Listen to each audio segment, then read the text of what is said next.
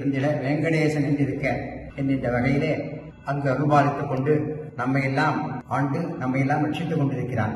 அப்பேற்பட்ட அந்த திருமலை திருப்பதியில் செய்யப்படும் பிரசாதங்களில் கலப்பட நெய் இருப்பதாக 2 வருடம் முன்பாக கண்டறியப்பட்டு பல ஆராய்ச்சிகளுக்கு உட்படுத்தப்பட்டு முதலில் ஒரு ஆராய்ச்சியில் கலப்படம் என்று உறுதி செய்யப்பட்டு 2வதாக ஜனவரி மாதத்தில் ஆராய்ச்சியில் அது ஊர்ஜிதம் செய்யப்பட்டு கலப்படம் செய்யப்பட்டு அந்த நெய் பெருமாளுக்கு திருப்பதியில் லட்டு பிரசாதமாக வழங்கப்பட்டது என்பது உறுதியாகியிருக்கிறது. இது மிகவும் அபச்சாரமான அபத்தமான செயல்.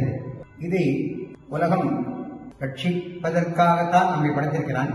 அந்த உலகத்தை ரட்சிக்கும் போது இந்த மாதிரி செயல்கள் அவனுக்கு எம்பெருமானுக்கு சீற்றம் கொண்டு நம்மை எல்லாம் தண்டிக்கக்கூடிய நிலை வரும்.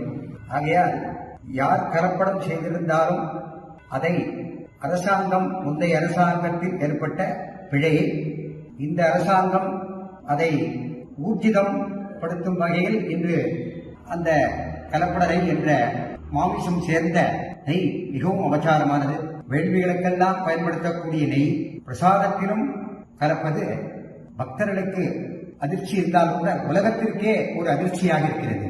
அந்த வகையிலே இந்த மாதிரியான தவறுகள் நிகழ்ந்து கொண்டே இருந்தால் உலகக்ஷேமம் மிகவும் பாதிக்கப்படும் என்பதில் எந்தவித ஐயமும் இல்லை. ஆகையால் கலியுகத்திலே பெருமாள் கண்கண்ட தெய்வமாய் நம்மை எல்லாம் ரட்சிக்க விண்ணோரும் மண்ணோரும் புகழும் வகையிலே அவன் கேட்டதையெல்லாம் கொடுத்து கொண்டு நம்மை ரட்சித்துக் கொண்டிருக்கும் போது நாம் அளவுக்கு மீறிய பண ஆசையினாலும் இந்த ஒரு வகையிலே நடந்திருக்கிறது. இதை ஆந்திர